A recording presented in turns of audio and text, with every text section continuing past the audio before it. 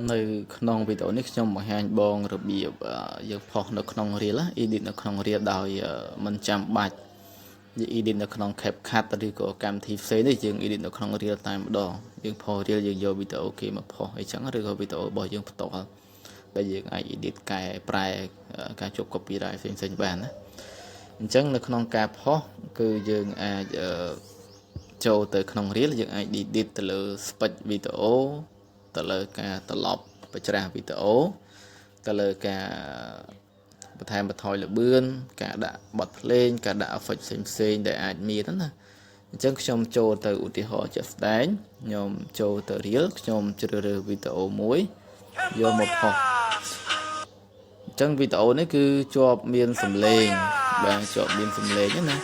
ហើយជាសំឡេងភ្លេងអញ្ចឹងវាអាចមានករណីជាប់ copyright អញ្ចឹងសំឡេងភ្លេងហ្នឹងមិនមែនជាសំឡេង original ទេជាសំឡេងភ្លេងបទចម្រៀងអញ្ចឹងវាអាចមានការជាប់អញ្ចឹងខ្ញុំបើជា sound ធម្មតាយើងអត់បញ្ហាទេប៉ុន្តែនេះជាសំឡេងភ្លេងអញ្ចឹងវាអាចជាប់ copyright ខ្ញុំចូលមកមុតសំឡេងហ្នឹងចោលតែម្ដងហើយខ្ញុំ add នៅ music ថ្មីបាទខ្ញុំអាច add នៅ music ថ្មីបាទបន្ទាប់មកខ្ញុំអាចនៅក្នុងនឹងមួយទៀតបងប្អូនខ្ញុំបន្ថយសំឡេងសិនណានៅក្នុងនឹងយើងអាច add voice over នៅក្នុងនឹងបានយើងអាចចុច add voice over នៅក្នុងនឹងទៅយើងអាច voice បានមិនចាំបាច់ប្រើ CapCut ទេចង់អីចឹងណាយើងអាច voice បាននៅក្នុងនឹងតែម្ដងវាងាយស្រួលសម្រាប់យើងទេអញ្ចឹងខ្ញុំសូមចុចពាក្យដានមួយហើយខ្ញុំចុចពាក្យ edit នេះខ្ញុំចុចទៅលើថ្ងៃហ្នឹងខ្ញុំធ្វើការកន្លែងនេះ add វាមាន3មាន add replace adjust spec crop mirror ហើយនឹង reverse ហើយនឹង flip អញ្ចឹងនៅក្នុងនេះមានមុខងារដូច adjust ហ្នឹងគឺ add តាក់ទងទៅនឹងការកាត់ stream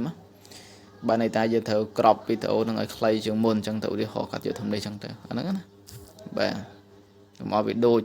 ដើមពេកទី2 spec យើងអាចដូរវាបានលឿនយឺតទៅតាមនឹងហើយដូរតាមទម្រង់ហ្នឹងគឺលែងចូល copyright ហើយមានអារម្មណ៍ថាកាមេរ៉ាខ្ញុំអត់ដើរកាមេរ៉ាលើអេក្រង់ថតទី2crop វីដេអូនេះយើងអាចយកទៅ crop វាបានណាប្រិចព្រមតាមហ្នឹងទៅណាយើងអាច crop វាបានបន្ទាប់មក mirror មួយហ្នឹងខ្ញុំបានប្រើហ្នឹង mirror បើន័យថាបញ្ច្រាស់រូបភាពនឹងឡើងវិញreverse នេះបានន័យថាធ្វើឲ្យវីដេអូខាងដើមវាដើរបញ្ច្រាស់មកវិញដើរបញ្ច្រាស់ថយក្រោយណា reverse ហ្នឹងហើយអូខេអញ្ចឹងមានប៉ុណ្ណឹងហើយឥឡូវនេះ add text យើងអាច add text បានបន្ថែមបានខ្ញុំនេះគឺលោតអន្ទាក់ខ្ញុំដាក់ថាពូកែមែនអញ្ចឹងទៅដើម្បីឲ្យវាប្លែក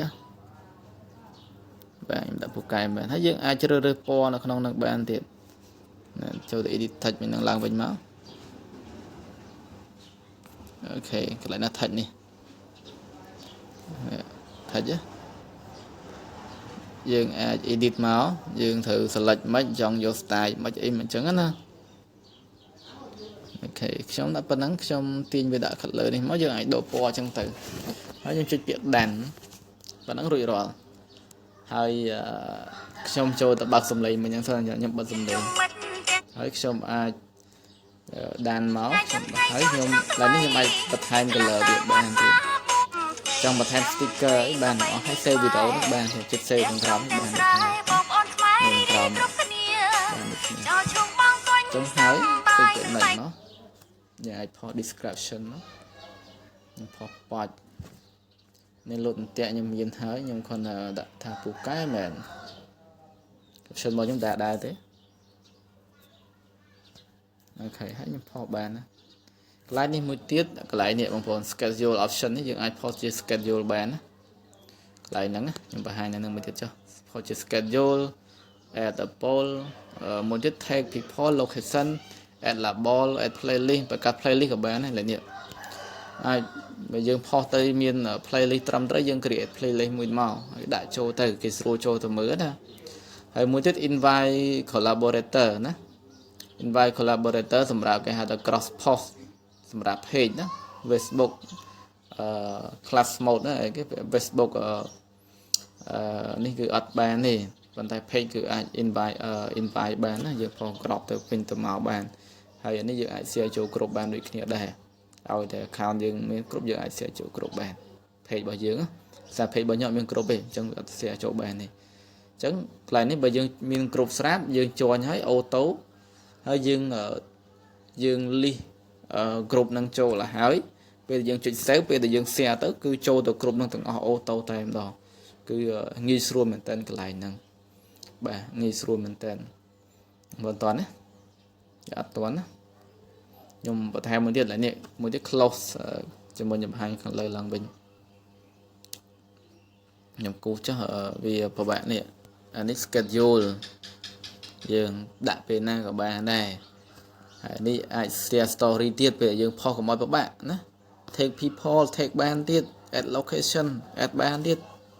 ណា add បានទៀតខ្ញុំសុំខ្វែងចោលខ្ញុំត្រូវការអូសឡើងលើទៀតនេះហើយឡើយនេះទៀតតែគេ playlist បង្កើតបានអត់បាន playlist នេះមានអត្ថប្រយោជន៍ណាអានេះ caption យើងអាចបើកទៅអានេះដល់ពេលរលុយយើងបើកដែរទៅណា add money ណាហើយ invite collaborator នេះគឺគេហៅថា cross post អានឹង page ធ្វើបានណាហើយមួយទៀត share to group អានេះមានសារៈសំខាន់ណា share to group សំទោសនឹង share to group ខ្ញុំខ្វែងចោលសិនហើយខ្ញុំ delete វាចោលនេះ share to group នេះអាហ្នឹងយើងអាច list គ្រប់ហើយពេលដែលយើង share now ទៅវាចូលអូតូទៅក្នុង group តែម្ដងវាបានច្រើនគ្រប់ណាបានដូចជា5 group 10 group ណាហ្នឹងមានអត្ថប្រយោជន៍ច្រើនអញ្ចឹងវីដេអូនេះខ្ញុំគិតថាមានប្រយោជន៍ច្រើនមែនតើព្រោះកន្លែងនេះជាអាចកំបាំងមួយដែរដែលយើងផុសទៅយើងពីចិត្តដាក់តែប៉ុណ្្នឹងចុច share ចុចផុសបានអត់មានបានពិនិត្យមើលទៀតទេអញ្ចឹងវាមាន school